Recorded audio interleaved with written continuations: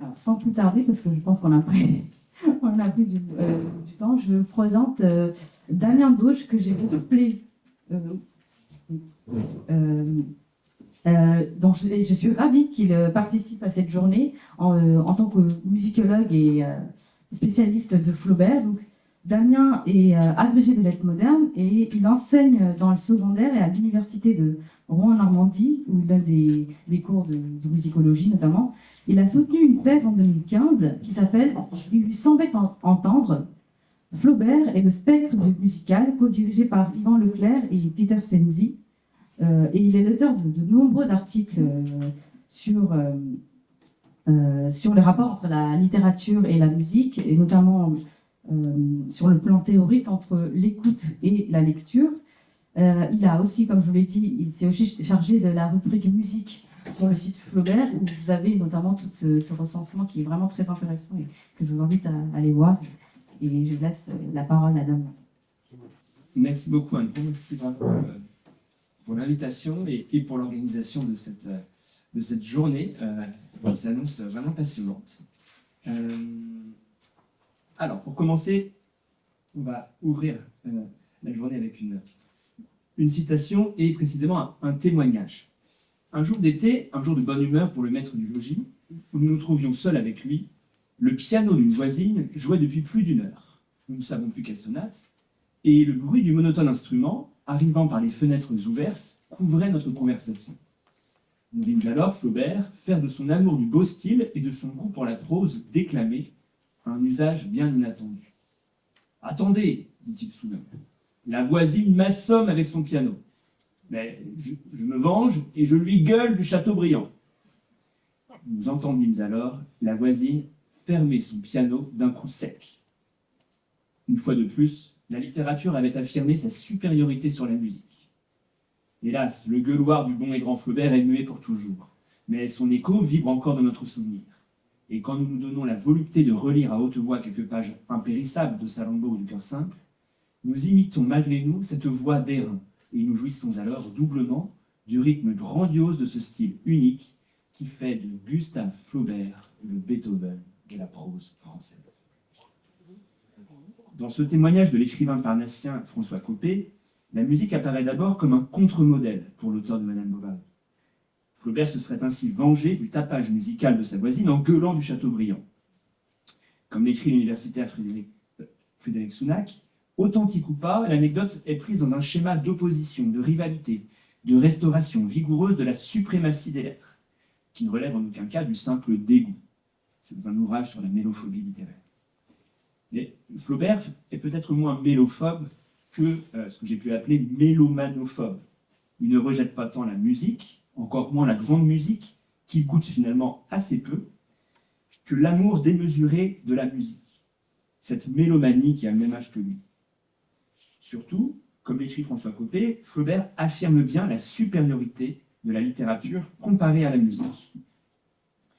C'est ce qu'on trouve notamment dans une lettre inédite de 1880, l'année de la mort de Flaubert, lettre à Émile Bergerac, le directeur de la revue de la vie moderne, dans laquelle Flaubert publie le Château des Cœurs. Donc une lettre qui se termine par ce post-scriptum. Recommandation d'un burgrave à un jeune, se méfier de l'importance attribuée maintenant aux arts secondaires, ides, c'est-à-dire peinture, musique, bibelot. La démocratie périra par le défaut du sentiment hiérarchique.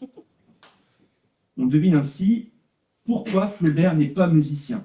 Paraphraser le titre de la communication d'Yvan Leclerc de sa famille, que je remercie au passage donc pour la mention de cette lettre qui est encore inédite. Il semble donc bien paradoxal de voir ressurgir le modèle musical sous la plume de François Coppée, qui affirme que, c'était la fin de la citation, que le style fait de Flaubert le Beethoven de la prose française. Au nom de quoi, un écrivain qui relègue la musique au rang des bibelots mérite-t-il une telle antonomase, un tel titre? Le compositeur germanique est bien sûr convoqué comme figure d'autorité, capable lui aussi de faire se refermer d'un coup sec bien des pianos amateurs, mais c'est aussi curieusement une figure de musicien sourd au moment où Flaubert prétend se venger du tapage pianistique. c'est que l'idée d'un modèle musical pourrait s'entendre de 3 façons. D'abord, la musique pourrait être un modèle de prosodie, celui d'une prose particulièrement sonore. Une bonne phrase de prose doit être comme un bon vers, inchangeable, aussi rythmé, aussi sonore.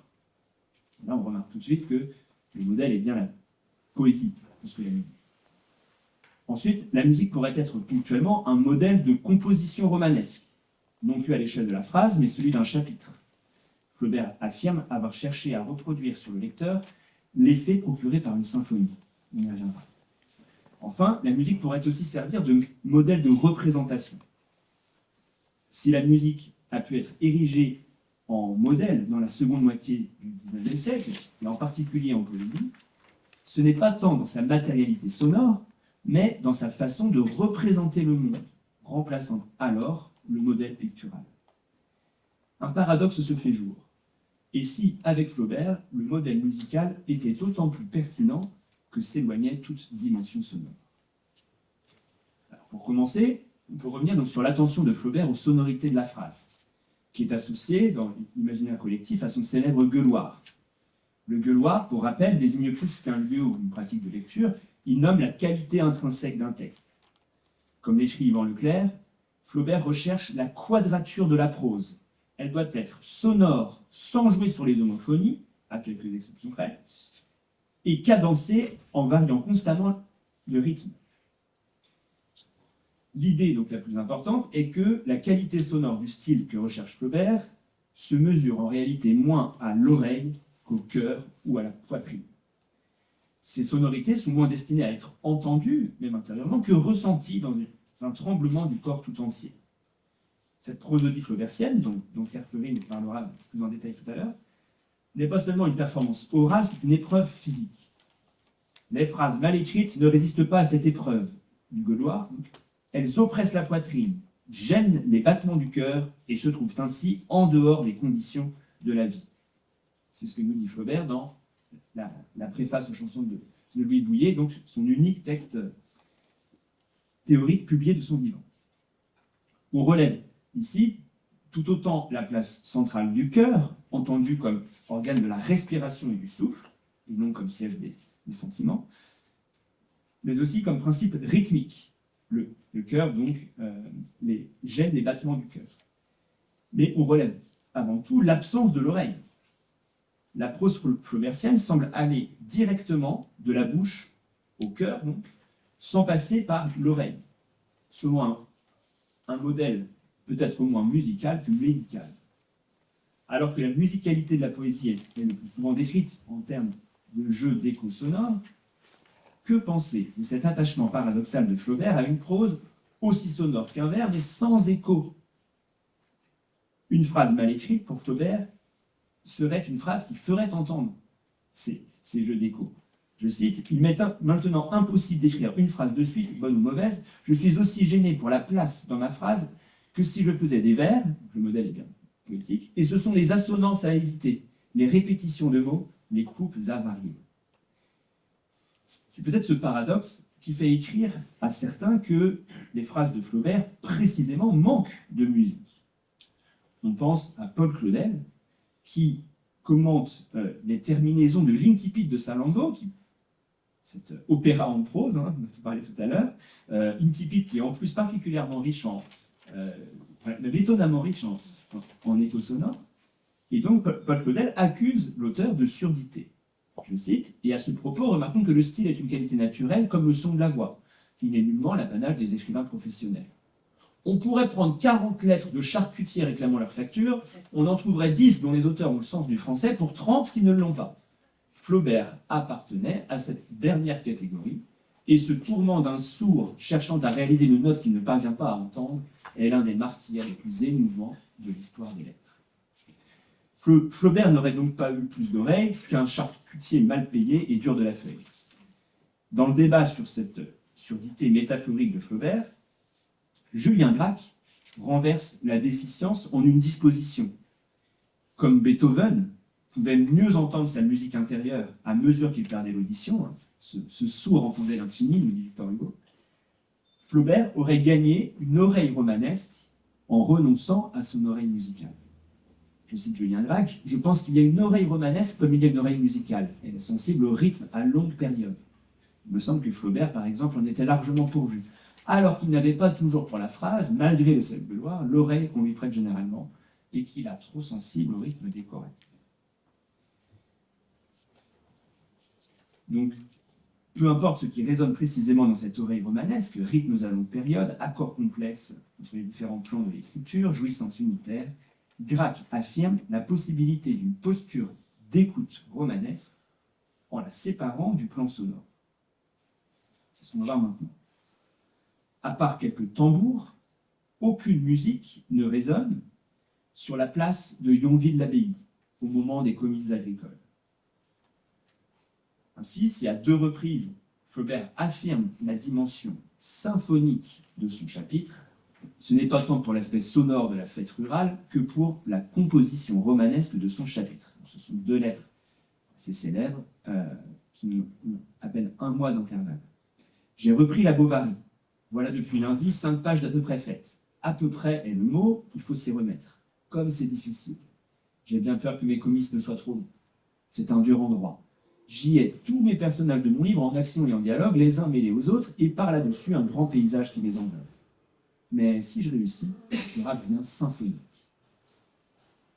Et donc, 1 mois plus tard, Bouillet prétend que ce sera la plus belle scène du livre. Ce dont je suis sûr, c'est qu'elle sera neuve et que l'intention en est bonne. Si jamais les effets d'une symphonie ont été reportés dans un livre, ce sera là. Il faut que ça hurle par l'ensemble, qu'on entende à la fois des beuglements de taureaux, des soupirs d'amour et des phrases d'administrateurs. Les commentateurs n'ont pas manqué de rejeter comme métaphorique l'intention musicale de l'auteur, en s'appuyant sur la suite de l'explication. Puisqu'il faut que ça hurle par l'ensemble, on devrait entendre le sens étymologique, symphonique, ça sonne ensemble, une sorte de cacophonie finalement. Le critique André Queroy, par exemple, refuse que la lecture puisse provoquer quelque chose comme les effets d'une symphonie. Et il s'appuie sur le prétendu manque de sens musical de Flaubert, et au contraire sa connaissance de l'étymologie. L'écrivain semble pourtant préciser et assumer cette dimension musicale dans la seconde lettre. Il passe de symphonique aux effets d'une symphonie, bien moins ambigu. Et peut-être que pour Flaubert, une symphonie doit être cacophonique. Flaubert n'estime peut-être pas qu'un bel effet symphonique sonne juste et harmonieux dès les premières notes qui parviennent à nos oreilles. Devant les pyramides d'Égypte, on va faire un petit détour. Devant les pyramides d'Égypte, Flaubert ressent cette impression d'une symphonie. C'est comme si l'on vous jetait tout endormi au beau milieu d'une symphonie de Beethoven. Quand les cuivres déchirent l'oreille, que les basses grondent et que les flûtes soupirent. Le détail vous saisit, il vous empoigne, il vous pince, et plus il vous occupe, moins vous saisissez bien l'ensemble. Puis, peu à peu, cela s'harmonise, et cela se place de soi-même avec toutes les exigences de la perspective. Ne serait-ce pas là une description détaillée de ce que Flaubert considère comme les bons effets d'une symphonie? Certes, il s'agit d'une analogie entre un émerveillement visuel, celui des pyramides, et une sensation musicale. Et cette analogie n'est en soi pas spécialement originale. Stendhal, par exemple, écrivait en 1837 dans les Mémoires d'un touriste: « J'aime les beaux paysages, ils font quelquefois sur mon âme le même effet qu'un archer bien manié sur un violon sonore. » Mais Flaubert, lui, ne s'en tient pas à la seule vibration intérieure. L'écrivain livre le récit d'une écoute, et non, comme on pouvait l'attendre, le déroulement d'une musique. Ce n'est pas un déroulement musical qui permet l'harmonisation, mais un changement de perception permis par un réveil progressif de l'oreille. Il semble ainsi que cette perspective donnant progressivement à entendre l'œuvre, à saisir l'ensemble, ne rapproche pas seulement l'expérience de l'écoute et de la vision, mais aussi celle de la lecture du roman, comme le suggère la lettre sur les comices symphoniques. Cette expérience de lecture suppose de fournir donc un effort de perception. Julien Gracq en vient ainsi à parler d'une musicalité non sonore. Et à ce moment-là, il ne parle plus de Flaubert, mais il me semble que ça convient très bien à notre auteur. Il existe une musicalité du texte, mais elle ne consiste pas en une lutte avec les richesses et la plénitude inégalable de l'art des sons et des timbres, Elle existe plutôt à l'état latent dans son aptitude aux accords complexes entre les différents plans de l'écriture, qui, pour être successifs au lieu de simultanés, ne s'en superposent pas moins l'un à l'autre comme fait une construction sonore. Là, on repense donc à cet enchevêtrement des répliques de Rodolphe et des officiels dans le discours des comices.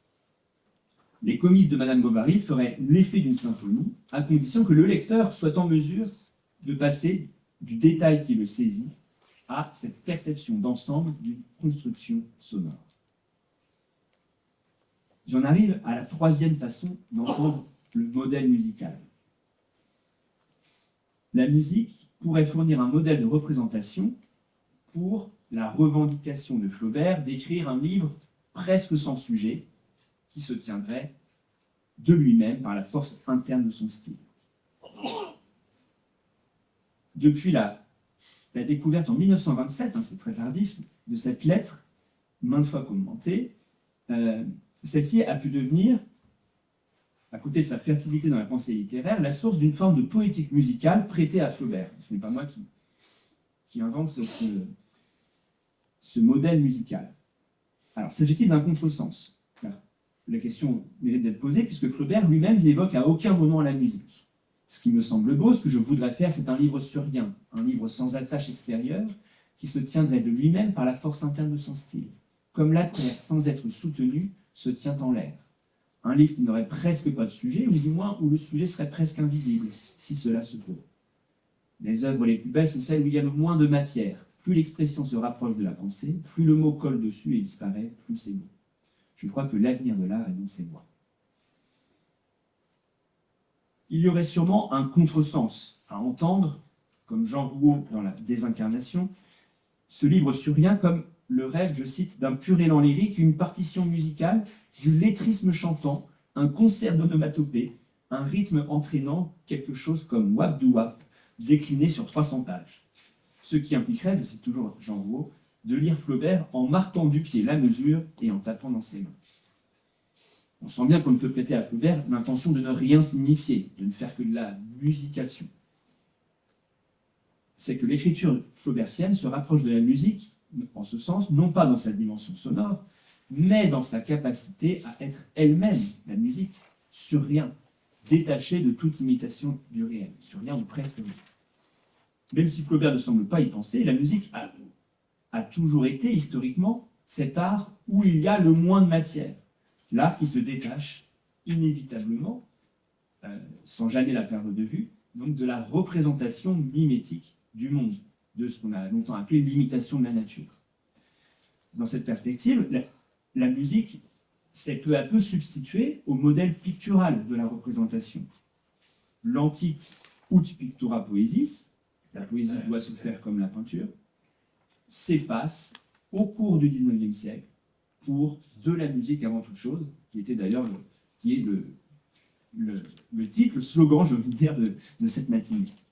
Verlaine dira, donc en 1884, dans son art poétique, dira parfaitement ce modèle musical de représentation qui tend vers ce rien ou ce presque rien. Dans de la musique avant toute chose, c'est pas seulement faisons attention aux sonorités, c'est aussi ce modèle d'une musique qui ne représente qu'imparfaitement, qui ne peut que suggérer les choses.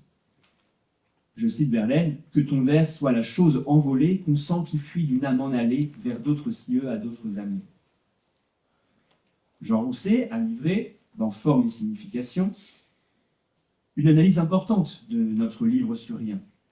Selon lui, on se sent invité par Flaubert lui-même à lire Madame Bovary comme une sonate. C'est ce qu'écrit Jean Rousset un petit peu plus haut. Je cite, « Il est dans le génie flaubertien de préférer à l'événement son reflet dans la conscience, à la passion le rêve de la passion, de substituer à l'action l'absence d'action et à toute présence un vide. » Et c'est là que triomphe l'art de Flaubert. Le plus beau dans son roman, c'est ce qui ne ressemble pas à la littérature romanesque usuelle. Ce sont ces grands espaces vacants. Ce n'est pas l'événement qui se contracte sous la main de Flaubert, mais ce qu'il y a entre les événements, ces étendues stagnantes où tout mouvement s'immobilise. Bien sûr, pas anodin qu'on soit dans les années 60, au moment où le nouveau roman va faire aussi de ce livre sur rien un modèle. On pourrait sentir dans les formulations employées l'influence des perspectives symbolistes. Peindre non la chose, mais l'effet qu'elle produit, comme le projette Mallarmé en 1864. Pourquoi Jean Rousset par le type de musique, de lire Madame Bovary comme une sonate? On peut revenir un siècle avant Madame Bovary. Dans l'article Imitation de Jean-Jacques Rousseau, du dictionnaire de musique de Jean-Jacques Rousseau, qui contient une formule étonnamment proche de celle de Jean Rousset à propos de Flaubert. L'art du musicien, écrit Rousseau, consiste à substituer à l'image sensible de l'objet celle des mouvements que sa présence excite dans l'esprit du spectateur. Il ne représente pas directement la chose, mais il réveille dans notre âme le même sentiment qu'on éprouve en la voyant. La substitution de l'événement de son reflet dans la conscience ne serait donc ni pré-impressionniste, ni flaubertienne, donc, mais musicale. Alors qu'elle est perçue comme émanant d'un certain formalisme littéraire, cette substitution était déjà au cœur de la pensée de la musique comme imitation, c'est-à-dire comme représentation. Mais la lettre de Flaubert sur le livre sur rien se place principalement du point de vue du créateur. Une autre lettre, assez fameuse, plus tardive, 1876, pourrait faire le lien entre les effets d'une symphonie et ce rêve d'un livre sur rien. Flaubert s'étonne d'avoir pu ressentir une forte émotion esthétique devant un mur tout nu. C'est un mur de l'Acropole. Celui-ci est sans motif, sans objet représenté, c'est un mur sur rien. Cette lettre me semble particulièrement pertinente pour notre journée sur la plume et la lyre, entre poésie et musique. Je me souviens d'avoir eu des battements de cœur, d'avoir ressenti un plaisir violent en contemplant un mur de l'Acropole, un mur tout nu, celui qui est à gauche quand on monte au propylée. Eh bien, je me demande si un livre, indépendamment de ce qu'il dit, ne peut pas produire le même effet. Dans la précision des assemblages, la rareté des éléments, le poli de la surface, l'harmonie de l'ensemble, n'y a-t-il pas une vertu intrinsèque, une espèce de force divine, quelque chose d'éternel, comme un principe? Je parle en platonicien. Ainsi, pourquoi y a-t-il un rapport nécessaire entre le mot juste et le mot musical? Pourquoi arrive-t-on toujours à faire un vers quand on resserre trop sa pensée? La loi des nombres gouverne donc les sentiments et les images, et ce qui paraît être l'extérieur est tout bonnement le dedans. Alors que certains critiques ont pu déceler une dimension musicale dans l'importance accordée à cette idée de transition, il nous semble que la musique se cache aussi dans la nudité anti-picturale de ce mur. L'écrivain énumère ainsi les composantes de la forme, assemblage, surface, harmonie, cette forme qui constitue selon lui comme un principe, une force divine. On repense à la force interne de son style. Flaubert explique que non seulement le fond n'est pas indépendant de la forme, il y a, je cite, un rapport nécessaire entre le mot juste et le mot musical, mais il inverse même le paradigme qui assujettissait la forme littéraire au sujet. La loi des nombres gouverne donc les sentiments et les images. La musique apparaît sous sa plume comme un équivalent de la poésie, en tant que forme, de faire un vers, forme où le fond se raréfie, on resserre sa pensée, sans toutefois disparaître. Son but n'est pas de produire seulement une belle forme, un mot musical, qu'un livre, indépendamment de ce qu'il dit, puisse produire le même effet qu'un mur tout nu. Voilà donc une proposition qui ressemble fortement à l'idée de reproduire dans un livre les effets d'une symphonie. J'en arrive à la conclusion. Il serait dommage de convoquer la musique, cet art secondaire, vous l'avez compris, pour désigner seulement une attention au rythme ou à la cadence de la prose.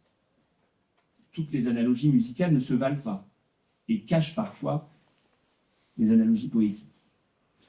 Plutôt que le Beethoven de la prose française, comme le nommait François Coppée, Flaubert gagnerait peut-être à être lu comme le Berlioz du roman. C'est ce que j'avais proposé dans cet ouvrage justement sur Flaubert et Berlioz. Nous avons écouté, non, nous n'avons pas écouté d'ailleurs, nous allons écouter le début du deuxième mouvement de la symphonie fantastique de Berlioz. Les deux artistes ne se sont presque pas connus et n'ont exercé aucune influence artistique l'un sur l'autre. Mais la concordance de leur tempérament nous invite à comparer à distance ce qu'ont accompli dans leur art respectif le compositeur et le romancier. En renouvelant la forme qu'ils travaillent, Berlioz et après lui Flaubert auraient ainsi, à distance, sans le savoir, et sans le vouloir, réaliser une sorte de geste comparable, se rapprocher de la musique pour l'un, hein, on a vu que Flaubert ne voulait pas, mais qu'on avait des raisons de le penser, et se rapprocher du roman pour l'autre. En effet, Berlioz a mis de la littérature dans son affaire, écrit Zola dans l'œuvre, puisque avec la fantastique, la musique se tourne vers la matière textuelle. Comme il l'affirme le compositeur dans son programme, hein, il distribue avec la symphonie fantastique un programme. Le plan du drame instrumental, privé du secours de la parole, a besoin d'être exposé d'avance, dit Berlioz. Le programme suivant doit donc être considéré comme le texte parlé d'un opéra, servant à mener des morceaux de musique dont il motive le caractère et l'expression. Alors que Flaubert rêve d'une forme dépouillée de matière, en multipliant les négations dans sa lettre sur le livre sur rien, la symphonie de Berlioz nécessite au contraire le secours du texte. Elle a besoin de ce service, de cette motivation. Quand Berlioz ajoute un programme à sa symphonie, il rompt avec les plans symphoniques classiques, trop prédictibles, et prend pour modèle le développement romanesque.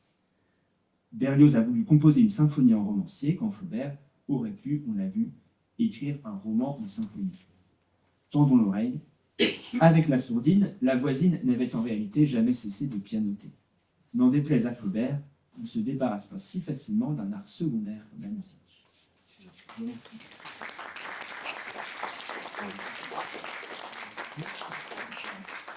Et donc on peut écouter un petit extrait de cette symphonie à programme romanesque.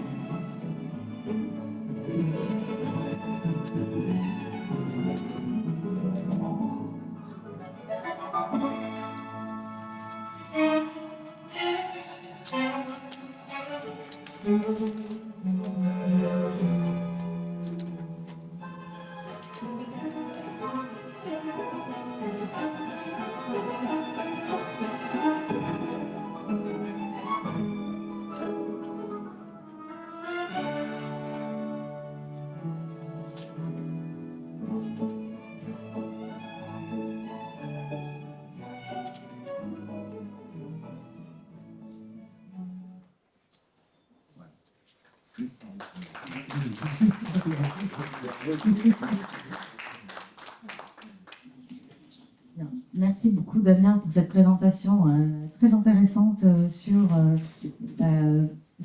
cette manière de renverser finalement le rapport à la musique. Et alors le mur sur rien, c'est drôle, j'aime beaucoup parce que ça me fait penser notamment à un poème de Maupassant où il a écrit un poème qui s'appelle Le Mur, et on rejoint notamment c'est effectivement le fait de faire un livre sur rien qui serait éminemment le livre musical et poétique. Alors, est-ce qu'il y a des questions Oh là là.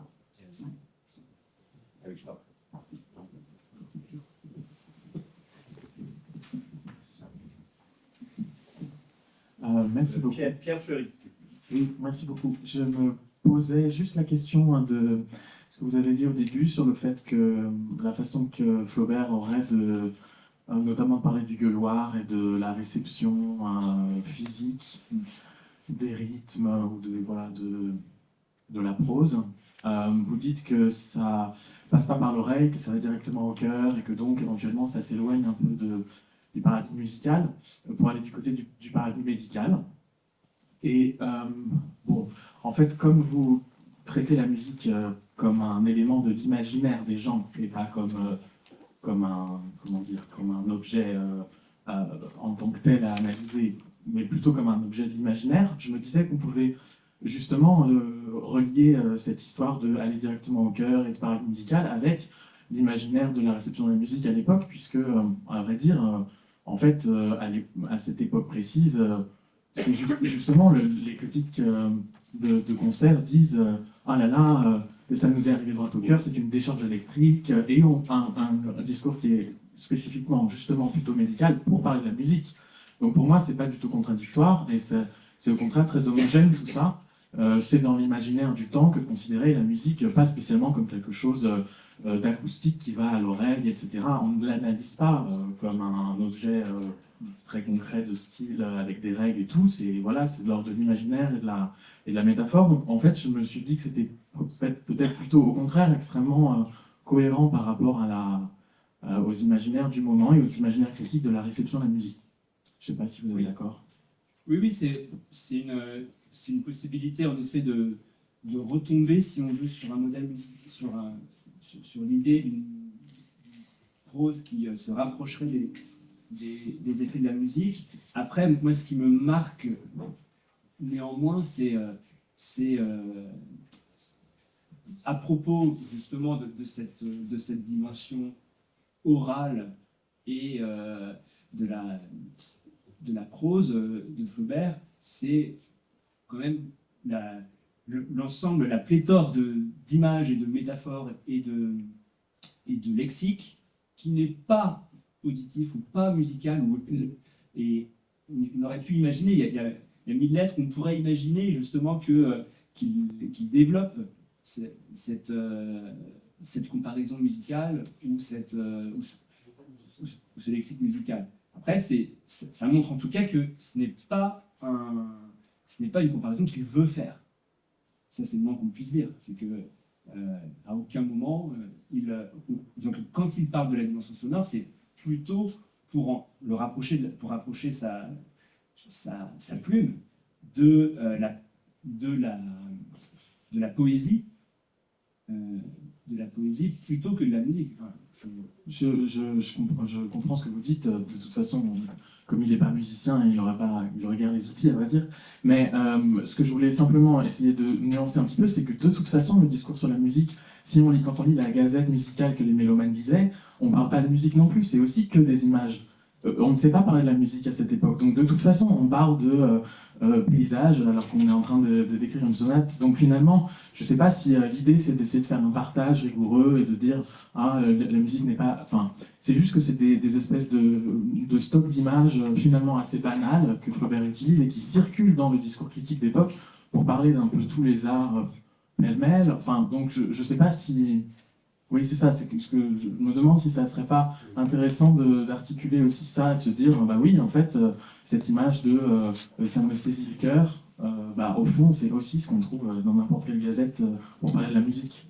Donc, oui, après, c'est des imaginaires, quoi. Justement, il y a quand même, j'ai essayé de montrer qu'il y avait une différence qu'il y avait entre les images convenues. J'ai cité Stendhal, par exemple, là c'était encore une fois sur un paysage visuel, mais qui comparait, qui disait c'est comme un violon, un violon qui passe sur mes nerfs, etc. Donc ça, c'est une image vraiment convenue. Et moi, je trouve que chez Flaubert, il y a un renouvellement de la dimension corporelle, somatique presque, de l'effet musical, de l'effet de la prose. Il y a un vrai renouvellement. Je ne suis pas tout à fait d'accord pour dire qu'il emploie finalement des images convenues. C'est convenu de ça. Mais pour moi, il emploie des images assez originales et qui, en tout cas, ne vont pas vers la musique. Mais je suis d'accord avec vous que la musique elle-même ne passe... mais en effet pas toujours décrite, enfin, est rarement décrite par les oreilles. Pierre Albert Castanet. Merci, bonjour. Victor Hugo disait que la musique, c'est du bruit qui pense. Et là, on a vu que le piano de la voisine, c'était plutôt intempestif.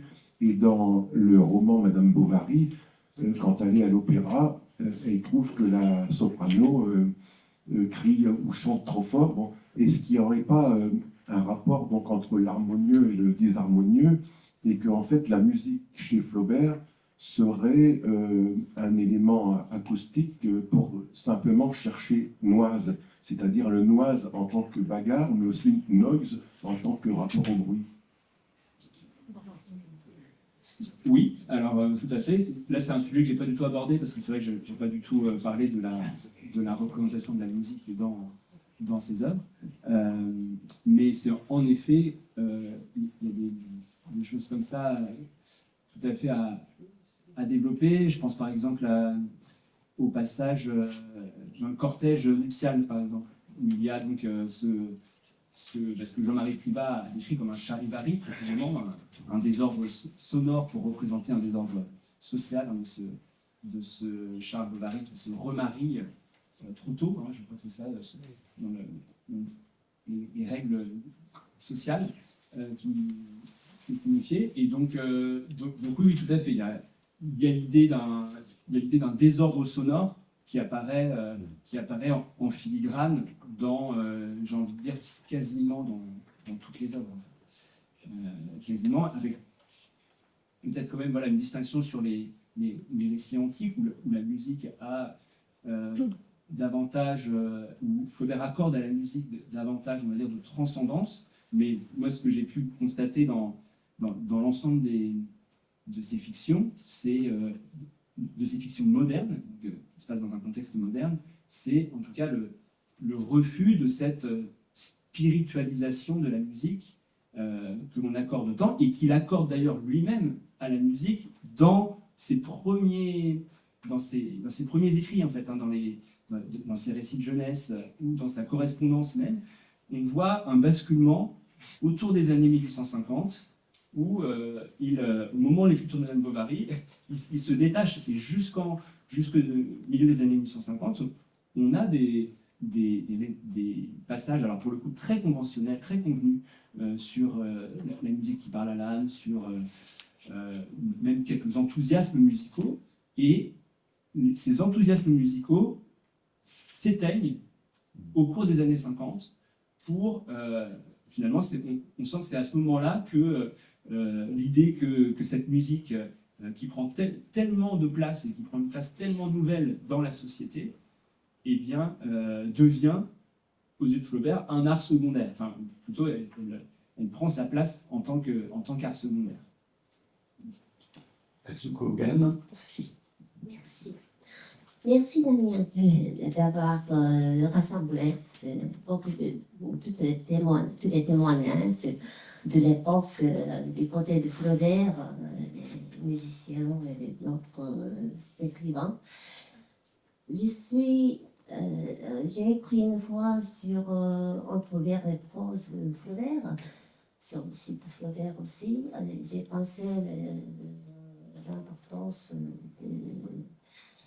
du côté pas musical, mais comment dire, quand même si Flaubert utilise le mot musical ou bien symphonie, harmonie, j'ai l'impression que toujours que Flaubert utilise ces mots d'une manière esthétique. Donc, je pense que ça ne change pas. Peut-être, vous avez cité la lettre célèbre d'un mur de l'Acropole. Flaubert lui-même dit c'est platonicien. Avec Alfred le Croix devant, il a été influencé de l'idée pythagoricienne aussi, je pense. Moi, personnellement, j'ai l'impression que Flaubert utilise quelque chose qui concerne la musique. Il utilise toujours, quand il parle, l'esthétique, ou bien purée, comme vous avez dit tout à l'heure, transcendance, la transparence, du style et du rythme. Il parle de la sonorité, mais il faut un peu distinguer de musique et musicalité, et poème et poésie. Et comme ça, il y a un peu de nuance entre les mots, l'utilisation des mots. Ce n'est pas seulement pour vous, mais quand on parle de la poésie aujourd'hui, le thème poème, poésie, musicale, musique, mais de temps en temps, c'est un peu ambigu. Merci. Oui, alors je dirais même que c'est. J'ai un peu travaillé sur l'émergence et de cette idée, la théorie, disons, de cette idée de musicalité. Et en fait, ce qu'on peut dire, c'est que au moment même où cette idée de musicalité de la littérature apparaît à la fin du XIXe siècle, tout de suite apparaît également sa critique, comme étant une métaphore et comme étant, alors moi je pense aussi souvent, hein, une métaphore plutôt pour une forme de poéticité. Après, reste à savoir ce qu'on fait de la métaphore et ce qu'on accorde comme du pouvoir à la métaphore et ce qu'on peut imaginer comme terrain d'entente, puisque finalement, j'ai aussi trouvé des critiques ou des études qui essaient de montrer que c'était une métaphore, mais en fait, pour prouver que c'était une métaphore, ils disaient, de toute façon, le vocabulaire de la musique ne s'applique pas à autre chose que la musique. Donc, du coup, il me semble que c'est quand même une sorte de pétition de principe, en fait. Hein. On ne veut rien dedans. Donc, et moi, ce que j'ai essayé de montrer, c'est qu'avec Flaubert, c'était intéressant de voir la musique dans un sens assez large, de voir qu'il y avait de la musique à des endroits où il ne s'y attendait pas, disons, et notamment dans cette idée on va dire, de formalisme, avec beaucoup de guillemets, mais qui est un peu plus que ce qu'il aurait certainement voulu. Mais je suis tout à fait d'accord qu'il se cache pas mal de choses derrière la musique.